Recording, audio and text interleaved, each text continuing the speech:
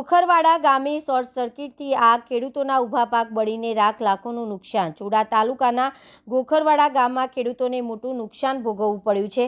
દડીના માર્ગે ઊભેલા પાકમાં આગ લાગતા 3 થી 4 ખેડૂતોના પાક બળીને રાખ થઈ ગયા હતા. માહિતી મુજબ પીજીવીસીએલની વીજ લાઇનમાં શોર્ટ સર્કિટ થવાથી આગ લાગી હતી. ગોખરવાડાની એલટી મેઇન લાઇન અને ખેતીવાડીના ગ્રુપ ટીસીની લાઇન એકબીજાને ક્રોસ થતી હોવાથી લાઇનો ભેગી થતાં ચિંગારી ઉડે અને આગ ફાટી નીકળી હતી.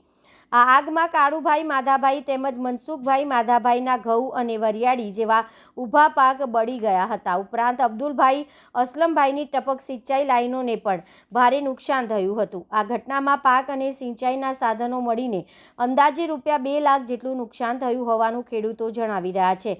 આ ઘટનાના પગલે ખેડૂતોમાં ભારે રોષ જોવા મળી રહ્યો છે અને તેઓએ વીજ વિભાગ સામે યોગ્ય વળતર તથા જવાબદારી નિર્ધારિત કરવાની માંગ ઉઠાવી છે.